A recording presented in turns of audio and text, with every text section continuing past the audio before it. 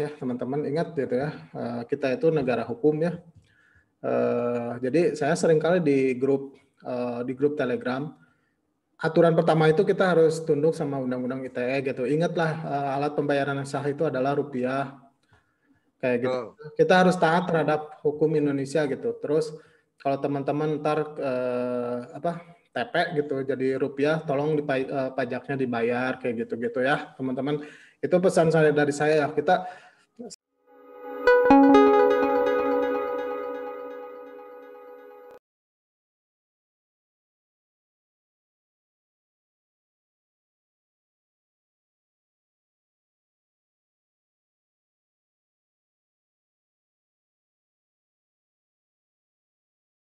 selamat datang semuanya, ini udah ada 14 orang. Katanya gini, Vin, hari ini kita pengen ngobrol santai tentang bear market atau si ini apa? Kapan sih? Ya, kapan sih itu si Bitcoin bakal crash itu? Oh, itu nggak santai dong.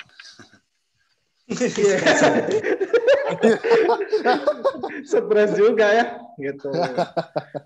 Gitu. Gini ya, gini.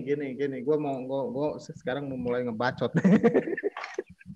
Ya, teman-teman harus kalau lagi investasi nggak usah stres ya. Pertama itu ya santai aja. Slow aja. Ini ada pada keluar masuk ini. Santai aja gini. Gua ceritain aja pengalaman gua aja kali ya. Pengalaman gua ya. Gua itu join ke kripto itu kalau nggak salah akhir 2016, awal 2017 gua gabung itu 2016. Halo. Cek. Ada suara ya? Udah keren lu, rambut lu udah keren, udah. Gua pulang kerja, Bang. Pulang gawe ngopi. Gak usah dibener-benerin, udah keren. Ribu banget ya. Lu nggak usah keren, nggak ada Pebi kok di sini sekarang. Parah sih. Parah. Parah sih. Oke, lanjut 2017 gitu. Enggak, begini mungkin gue pengen cerita dulu, pengantar aja. Gue mendengar kali pertama kali dengar Bitcoin itu ya. Gue pertama kali dengar Bitcoin itu ingat gue di Wisma Mulia di Jakarta. Telkomsel tahu ada yang dari Jakarta? Yang di Jakarta. Ya, berapa? Gue lagi kerja tuh dulu. Gue tuh ada project gitu, tapi gue bukan karyawan Telkomsel. Gue kerja ngejain project itulah. Gue kerja di konsultan IT waktu itu, ngejain project di Telkomsel. Waktu itu gue ngedengar Bitcoin, katanya Bitcoin dipakai gitu. Karena game itu sekitar tahun 2000 berapa ya? 2010 lah, 2010-2011 gitu. Gue udah mulai mendengar Bitcoin itu 2010-2011 kan Bitcoin itu 2009 ya diciptakan itu. Si Bitcoin itu live-nya itu setelah kejadian krisis di Amerika ya. Waktu itu terjadi krisis subprime mortgage. Jadi pasar properti ya di Amerika dipom-pom habis-habisan sama Bubble. Iya, bubble ya habis-habisan waktu itu dan akhirnya crash dan terjadi krisis di Amerika. Banyak orang kehilangan uang dan lain-lain lah. Itu kalau teman-teman tahu film ini, ada filmnya itu Margin Call. Ada yang tahu film Margin Call? Nah, itu nyeritain krisis subprime mortgage di Amerika. Itu sama Wolf in Wall Street. Ya itu mah kalau buat buat investor sama trader gak. Ini mah kejadian waktu itu 2009 itu di film itu diceritain rumah itu pada kosong. Dijabel semua sama bank. Iya. Iya, jadi itu kan karena maksain kan Lehman Brothers tuh. Iya, maksain dikasih semua kredit. Iya, misalnya orang nggak jelas kasih kredit terus sampai akhirnya bubble dan akhirnya crash dan krisis moneter. Konon katanya si Bitcoin itu untuk menjawab fenomena sistem finansial dunia yang seperti itu. Katanya broken Katanya, sih. Katanya, gue nggak tahu juga. Tapi kemarin mati lampu terus turun semua, Bang. Iya. Tapi ini ya buat para pemangku, pejabat, pemerintah di Indonesia, kita mah cuman mempelajari aja ya, gitu. Ya. Kita nggak bermaksud gimana-gimana gitu. Cuman konon katanya begitu atas jawaban krisis di Amerika. Gitu. Keluarlah itu papernya si Bitcoin itu, peer-to-peer cash Bitcoin. Itu katanya begitu. Kalau menurut kemarin gue baca-baca katanya Satoshi Nakamoto sebenarnya Bitcoin itu cuman kayak eksperimen dia aja. Iya, bisa aja eksperimen ya. Untuk ini bukan dari Satoshi Nakamoto-nya, tapi dari grup-grup aja. Iya. Kayak dia mau coba kayak XRP, jadi membuat transaksi keuangan itu lebih mudah. Iya. Gitu. Makanya nggak begitu bagus kan dia teknologinya, cuman untuk transaksi doang. Betul. Bitcoin itu eksperimental. Betul banget. 2009 itu baru sekedar hobi. Para hobi di lab-lab gitulah, di lab-lab komputer kayak gitu-gitu yang miningnya itu baru sekedar hobi gitu. Nah, entah bagaimana caranya gitu tiba-tiba banyak yang ikutan gitu. Kalau dulu kan trading, ada yang tahu ini nggak dulu tuh, ada yang tahu lokal Bitcoin nggak? Lokal Bitcoin dulu. Lokal Bitcoin nggak tahu gue. Nah itu tuh lu muda. Lu jual beli tuh beneran orang ke orang tuh kayak gitu. Kayak apa dulu zaman Kaskus apa ya? Lupa FJB. Rakber. Ya FJB kayak gitu. Lu beli Bitcoin dari orang lain langsung. Gitu. Oh berarti kayak ini foundernya Coinbase ya? Aku lupa. Dia dulu juga jadi rakbernya, Bang. Iya, kayak gitu. Salah satu exchange itu jadi rakbernya juga dulu. Iya gitu, dulu tuh dia gitu. Awal-awalnya gitu, baru pertama kali baru ada exchange kayak gitu. Ya dulu mah gitu aja, suka-suka aja. Maka dulu katanya sih anak-anaknya yang game sih yang pada pakai Bitcoin. Gua punya temen kerja ya, dia pas 2017 dia punya Bitcoinnya banyak 30, tapi lupa passwordnya. Kayak gitu cerita-cerita. Kayak gua. Cerita kayak si Bang Ram gitu. Itu banyak loh yang kayak gitu. Jadi ya. Cuman alhamdulillahnya gua ketemu gitu loh. Alhamdulillahnya ketemu. Iya. Itu kalau misalnya tahun berapa? Tahun 2010 ya. Berarti waktu Kang Deddy kenal itu berarti waktu itu cara miningnya pun masih sangat sederhana ya, semacam kayak pakai USB gitu ya. Udah dicolok. Nggak pakai komputer aja, komputer biasa aja udah bisa, komputer biasa nggak usah high end banget. Komputer biasa udah bisa. Gue inget 2017 itu kalau seharian kita pakai laptopku Asus, dia prosesornya Nvidia GT 360 kalau nggak salah, i3. Dia bisa dapat 100 doge 2017. Benar. 2017 tuh. Sekarang doge, kemarin temanku nyoba doge udah susah. Ya karena harganya. Iya, gara-gara harganya begitu ya. Jadi banyak yang mining. Oke, lanjut lagi. Gue selewat doang waktu itu. Terus gue kenal lagi tahun berapa ya? Lupa 3 tahun setelah itulah.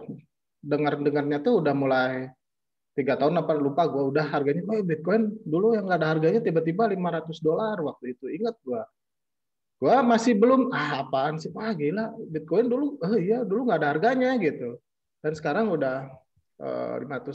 Dan waktu itu gue nggak tahu ada Ethereum, udah ada Ethereum waktu itu, udah ada XRP kalau nggak salah. Gue nggak tahu waktu itu, taunya Bitcoin aja gitu, nggak tahu gitu, dan gue nggak beli dan apa sih ini, mungkin ya ini biasalah gitu, nggak tahu lah, barang-barang internet nggak jelas gitu.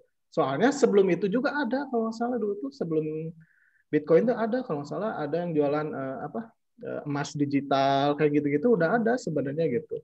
Sebelum kripto pun sebenarnya udah ada itu di internet tuh, barang-barang digital yang punya nilai gitu. Udah ada itu waktu itu. Nah, transaksi di blockchain. Ya, belum blockchain kayaknya, belum blockchain waktu itu. Belum. Udah ada, tapi diperjualbelikan di internet itu. Gue inget tuh teman gue jualan di Yahoo Messenger. Yang tahu Yahoo Messenger kayak kelihatan umurnya. Tahu. Ya enggak lah Bang, itu SMP aku Bang. SMP aku itu Yahoo Messenger. Ya gue itu udah nggak SMP gue. Gitu. Nah, maju lagi ke 2016. Nah, ingat gua 2016 2017 gua kayaknya udah di Bandung sih waktu itu ya. Udah balik ke Bandung dulu, gua pernah keluar Bandung. Terus gua balik lagi ke Bandung. Itu gua ingat ada orang, "Wah, Bit. Bukan nih, gua pertama kali dengar Bitcoin $500 itu di Bandung itu dulu tahun 2000. Benar. Waktu itu Bitcoin 60 juta kalau nggak salah. Ingat banget gua. Pertama kali 5 juta gua lupa ya.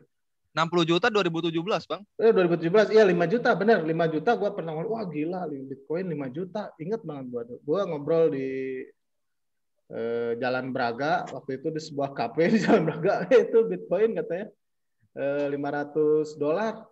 5 juta, 6 juta, gila. Beli nggak? Ya gini. Enggak, akhirnya enggak juga.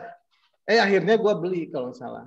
Akhirnya gue beli dan gue baru tahu waktu itu sekitar 2016, 2017 bahwa ada Ethereum, ada XRP. Ingat aja gue beli XRP 2000 biji kalau nggak salah. Ingat waktu itu gue ingat beli XRP di Bitcoin.co.id ya, bukan Indodex namanya, bukan Bitcoin. Gue beli XRP waktu itu 2000 biji, waktu harganya berapa itu masih murah banget lah pokoknya. Murah banget lah dulu. Nah gitu. Itulah Pak. Dan akhirnya gue dari situ, ini kayaknya kok rame ya gitu. Nah di situ gue mulai riset tuh. Waktu 2017 mulai riset. Nah tiba-tiba kan jual beli gue di Bitcoin.co.id waktu itu yang sekarang jadi Indodex ya. Gue jual beli, ini apa sih garing banget, kata gue tuh kripto kayak gini doang gitu. Terus ada orang lain nyoba di grup-grup itu bilang ada ini di Binance belum ada. Nah itu tuh belum ada, Binance belum ada. Gue pertama kali gue beli koin di luar Indonesia itu gue ingatnya Bittrex dulu di Amerika. Wah di situ mulai menarik. Wah ternyata kok dulu di Indodax koinnya tuh cuman Bitcoin, Ethereum, XRP, Dogecoin udah ada, yang gitu-gitu yang gede-gede yang sekarang udah terkenal gitu. Dulu berapa ya 10? Iya. Dulu gua pas beli kripto di Bitcoin.co.id itu ada 10 biji kalau nggak salah yang kita bisa beli itu. Gak banyak. Gila. Dan gue waktu itu ngerasa apa sih garing banget. Nah gue kena ngobrol-ngobrol di dunia internet. Akhirnya gue punya akun di Bittrex waktu itu. Ingat di situ, koinnya banyak. Koinnya banyak dan waktu banyak itu yang dijual. Dan waktu itu belum ada USDT waktu itu, belum ada. Semuanya /BTC. Gue gak ngerti waktu itu. Ini apa harganya BTC gini semua. Harganya BTC semua itu /BTC. Nggak ada USDT. Itu waktu dulu tuh gue bikin akun di Bittrex. Terus ada lagi. Aduh lupa. Banyak akhirnya. Sampai ada yang exchange yang scam. Oh ya, exchange scam. Iya dulu apa yang tahu. Dulu dia gini. Saya ingat gua Bang, ada yang exchanger satu-satunya gini, kalau lu transaksi $100 minimal $100 dapat ini bonus $100 juga. Dulu itu banyak tuh ramai itu di Reddit. Gitu. Enggak, ini tiba-tiba nggak tahu ngilang aja. Gue beli BCH kalau salah dulu. Bitcoin Cash. Dulu murah gitu, beli ajar aja gitu. Gue belinya juga dikit gitu. Nah itu gue kenal pertama kali yang rada serius di Bittrex. Soalnya dulu Binance belum ada. Ingat banget tuh. Si CJ itu masih kere itu. Si CJ Binance. BNB mana ada, nggak ada BNB waktu itu. Si CJ masih di Reddit ya. Iya, dia masih ngapain? Masih dia jual beli juga, Bang. Iya. Cuman peer to peer. Lo belum tahu ya, Charles Hoskinson dulu trading, bro. Si Charles Hoskinson masih kayak kita di Telegram. Oh, ngepam. Jangan-jangan dia kayaknya ini anjir, kayaknya buka Telegram VVIP ya. Iya. Kayaknya dia buka Telegram VVIP. Ya, dulu masih yang terkenal itu si Charles Hoskinson belum terkenal. CJ belum terkenal. Dulu yang terkenal itu 2017 itu Justin Sun, si Roger Ver yang dia suka ngepom-pom BCH, yang dia pernah diinterview terus dia marah-marah. Diinterview marah-marah, ngacungkan jari tengah terus keluar. Itu si Roger Ver. Dia gara-gara dihina sama orang-orang Bitcoin waktu dulu. Roger Ver, Jihan Wu, siapa lagi ya? Jihan Wu itu pengusaha yang Bitmain dia. Yang alat-alat miner tuh dulu tuh. Ah iya. Pantesan dengar namanya. Si itu. Gitu. Nah, di situ waktu itu hujan rintik-rintik. Ada satu koin di pom-pom. Waktu itu gambarnya kembang-kembang itu. Ini apa nih di pom-pom nih? Itu gue inget di Bittrex itu. Di Bittrex. Bentar dulu. Itu kembang-kembang kayak alis saja. Bukan, ini kayak Cardano. Itu gue lihat ini apa? Cardano. Iya, koin kembang di pom-pom. Ingat banget gue waktu di Bittrex tuh. Ingat banget gue. Nah, gue mulai apa sih ini naiknya kok tinggi banget. Cardano gitu. Gue riset. Nah, disitulah gue mulai anjir ternyata kripto tuh nggak sekedar trading doang gitu. Itu impact-nya tuh ternyata di situ yang bikin si Cardano tuh ternyata PhD semua kayak gitu-gitu. Akhirnya gue makin rajin riset gitu. Tapi ya gerbang terhadap dunia kripto tuh yang gue alami ya si Cardano gitu. Di situ gue ceritain aja. Gue ingat banget. Gue beli Cardano itu 3 juta gue waktu itu. Gue beli Cardano 3 juta. Harganya itu masih kecil banget. Si Cardano itu berapa? Wah, kecil banget lah. Dan ingat belum sampai 400. Belum. Di bawah 400. Nah, gue beli aja. Gue yakin soalnya wah ini orangnya keren. Ya, bentar. Ada yang mau masuk? Enggak, yang nggak ngomong di mute dulu ya teman-teman ya. Ada suara-suara. Yang nggak ngomong di mute dulu ya teman-teman ya. Nah itu waktu itu gue inget banget gue beli Cardano 3 juta waktu itu. Ingat di Bittrex. Dan gue itu mulai belajar. Gue tuh kalau nggak salah, gue tuh dulu nggak tahu soalnya gimana deposit ke Bittrex. Gue kagak tahu caranya ke Bittrex gimana. Tapi gue mulai nyoba. Gue inget gue ngirim BCH dari Bitcoin.id. Gue ingat dulu. Belajar, oh ternyata bisa ngirim gini. Wah gila ini menurut gue. Lo kayak punya pasar saham, tapi lintas dunia gitu. Gue ngirim BCH, tuh ingat. BCH gue convert jadi Bitcoin gue beli Cardano waktu itu. Nah, tiba-tiba di pom-pom akhirnya sampai duit 3 juta gue itu jadi 60 juta gue ingat. Si Cardano di pom-pom sampai itu tuh belum masuk si Bitcoin.id, belum si Cardano waktu itu ingat gue.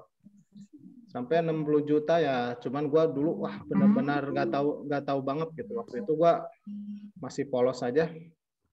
Gue nggak TP waktu itu.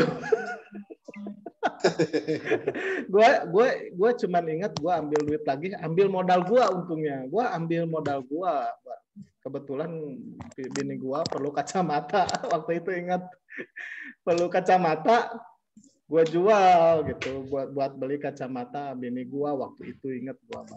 Dan gua waktu itu dengan polosnya target Cardano $40.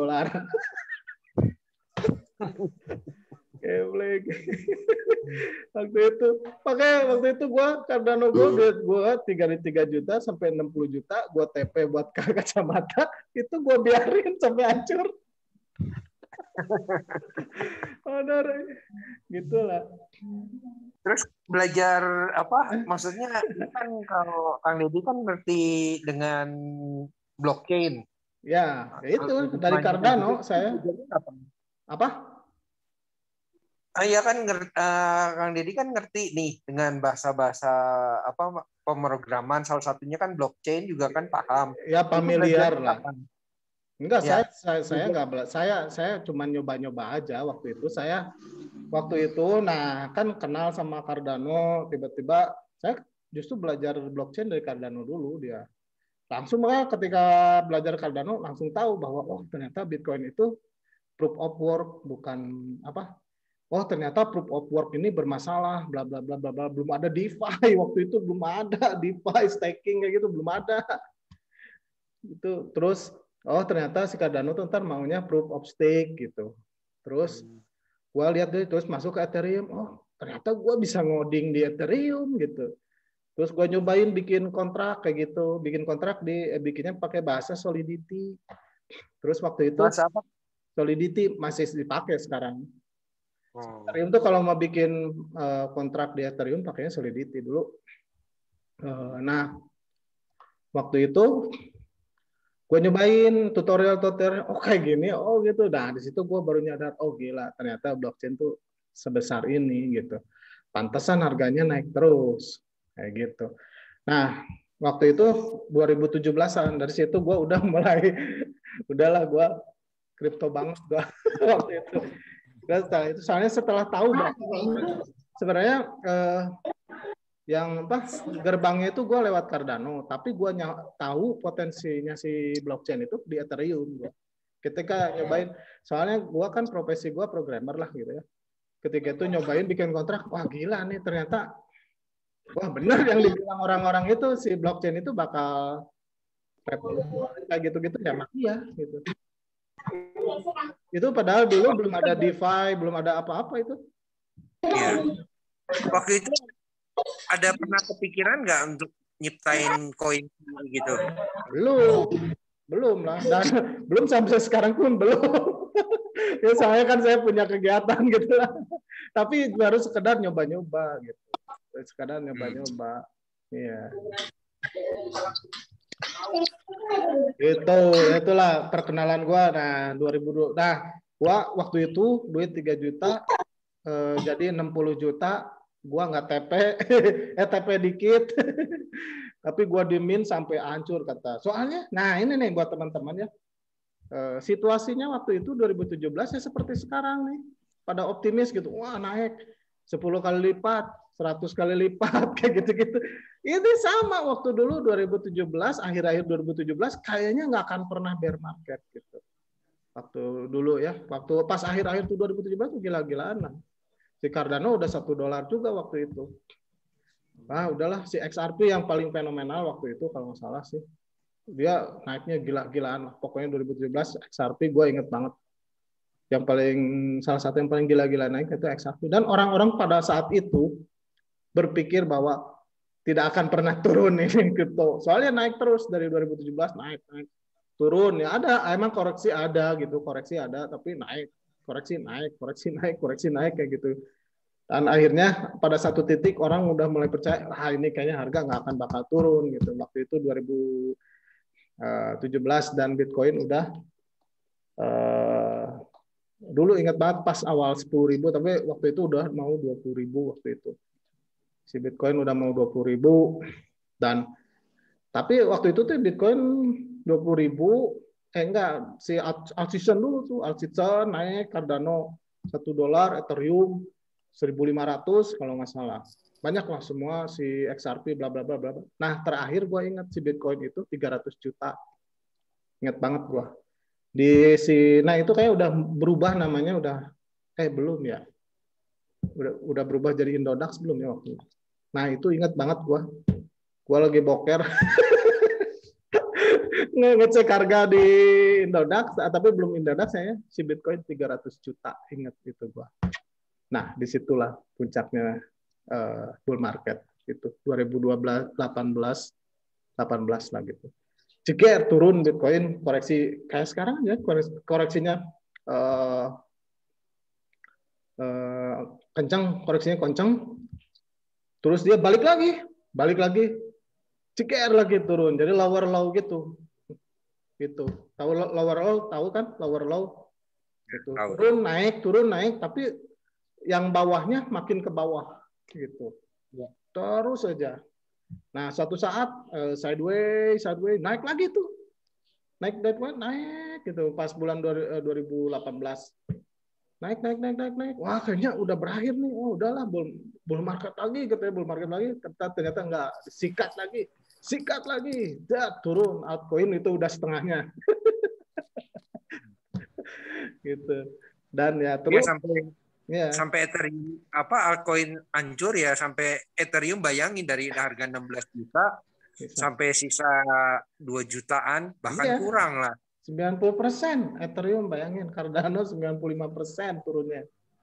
Nah, 2018 udah habis lah 2018 dengan segala macam tek-tek bengek teori anak-anak kripto gitu waktu itu. Wah, kayaknya udah tahun depan kayaknya bull market gitu. Tahunnya ya 2019 sikat lebih dalam lagi. 2019 tuh lebih sikat lagi. Nah, sampai akhirnya 2019 itu orang udah nggak percaya. Orang nggak percaya kripto scam. Benar-benar bubble waktu itu. Karena gini, Kang Deddy. Waktu itu runtuhnya kepercayaan kripto itu karena waktu itu sempat banjir money game yang menawarkan dengan basisnya kripto. Jadi money game dibalut dengan kripto, padahal itu jadi maksudnya itu money gamenya itu tuh dibuat seolah-olah white papernya keren kayak gimana, tapi skema yang ditawarin adalah Ponzi. Iya, BitConnect tuh salah satunya BitConnect. Nah, sebenarnya aku rada-rada nggak enak juga nyebutnya gitu. Nah itu dari korbannya kan memang cukup banyak. Cukup banyak ya, itu mungkin jadi banyak orang yang skeptis sama teknologi macam kayak blockchain dan kripto ini. Makanya memang benar yang dia ngomongin, hancur kepercayaannya gitu. Padahal kalau misalnya bicara dengan kripto, kalau kita mengacunya pada main coin atau misalnya koin-koin yang udah punya nilai kapitalisasi pasarnya udah besar gitu ya sebenarnya relatif aman daripada ikut-ikut koin yang macam kayak yang belum jelas gitu. Itu Kang, soalnya itu penyebabnya. Nah, pokoknya 2019 sudahlah, itu orang itu 95% juga orang pergi dari kripto. Ya, betul. Dan waktu itu gua 2019 gua cuman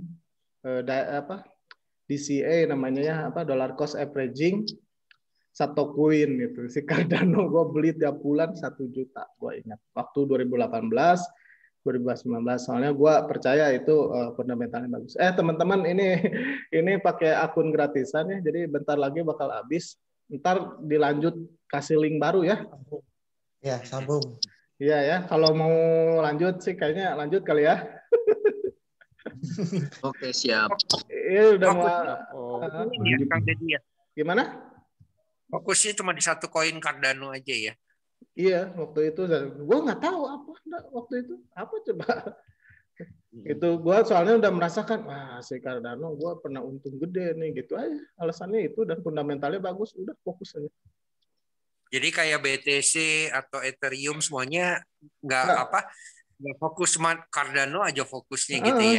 Soalnya saya udah ngelihat market cap Ethereum sama Bitcoin udah ketinggian waktu itu. Gila nggak? Waktu itu aja baru berapa? Gue udah bilang ketinggian, nah udahlah itu gue ketinggalan kereta lah, udahlah gitu. Gitu. Ntar ya ini, ntar ini keren. Ya itu gua ya, pakai common sense aja waktu itu. Ntar ya kalau mau lanjutin cerita gua, ya ntar ini udah mau habis nih. Ntar dikasih link baru.